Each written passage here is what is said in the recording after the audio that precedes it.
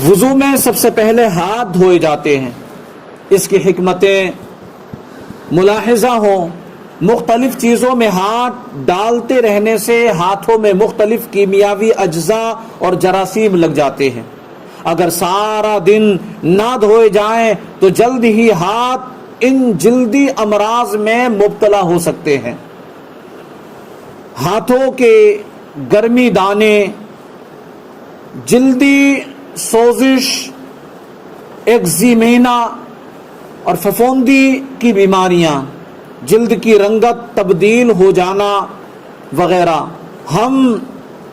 جب ہم ہاتھ دھوتے ہیں تو انگلیوں کے پوروں سے شعاعیں نکل کر ایک ایسا حلقہ بناتی ہیں جس سے ہمارا اندرونی برقی نظام متحرک ہو جاتا ہے اور ایک حد تک برقی رو ہمارے ہاتھوں میں سمٹ آتی ہے. اس سے ہمارے ہاتھوں میں حسن پیدا ہو جاتا ہے. پہلے ہاتھ دھوئے جاتے ہیں جس سے وہ جراثیم سے پاک ہو جاتے ہیں، ورنہ یہ کلی کے ذریعے منہ میں اور پھر پیٹ میں جا کر متعدد امراض کا باعث بن سکتے ہیں. ہوا کے ذریعے لا تعداد مہلک جراثیم اور غذا کے اجزاء ہمارے منہ اور دانتوں میں لعاب کے ساتھ چپک جاتے ہیں. وضو میں مسواک اور کلیوں کے ذریعے منہ کی بہترین صفائی ہو جاتی ہے. اگر منہ کو صاف نہ کیا جائے تو ان امراض کا خطرہ پیدا ہو جاتا ہے. ایڈز کہ اس کی ابتدائی علامت میں منہ کا پکنا بھی شامل ہے. منہ کے کناروں کا پھٹنا، منہ اور ہونٹوں کی داد کوبہ، منہ میں پھپھوندی کی بیماریاں اور چھالے وغیرہ پڑ جانا، اور روزہ نہ ہو تو کلی کے ذریعے غرغرہ کرنا بھی سنت ہے. اور پابندی کے ساتھ غرغرے کرنے والا کوے بڑھنے اور گلے کے بہت سارے امراض حتیٰ کہ گلے کے کینسر سے بھی محفوظ رہتا ہے.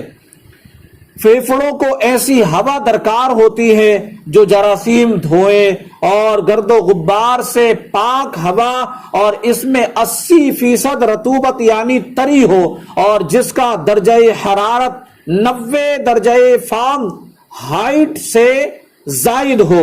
ایسی ہوا فراہم کرنے کے لیے اللہ تعالی نے ہمیں ناک کی نعمت سے نوازا ہے.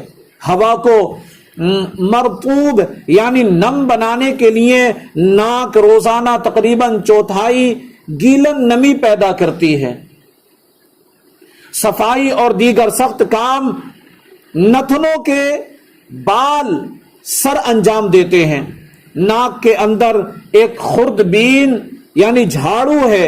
اس جھاڑو میں غیر مرئی یعنی نظر نہ آنے والے روئیں ہوتے ہیں جو ہوا کے ذریعے داخل ہونے والے جراثیم کو ہلاک کر دیتے ہیں. نیز ان غیر مرئی روؤں کے ذمے ایک اور دفاعی نظام بھی ہے جسے انگریزی میں لیسوزوم کہتے ہیں. ناک اس کے ذریعے سے آنکھوں کو انفیکشن سے محفوظ رکھتی ہے. الحمدللہ وضو کرنے والا ناک میں پانی چڑھاتا ہے جس سے جسم کے اس اہم ترین آلے ناک کی صفائی ہو جاتی ہے. اور پانی کے اندر کام کرنے والی برقی رو سے ناک کے انڈراؤنی یعنی اندرونی غیر مرئی رو کی کارکردگی کو تقویت پہنچتی ہے. اور مسلمان وضو کی برکت سے ناک کی بے شمار پیچیدہ امراض سے محفوظ ہو جاتا ہے. دائمی نزلہ اور ناک کے زخم کے مریضوں کے لیے ناک کا غسل یعنی وضو کی طرح ناک میں پانی چڑھانا بے حد مفید ثابت ہوتا ہے.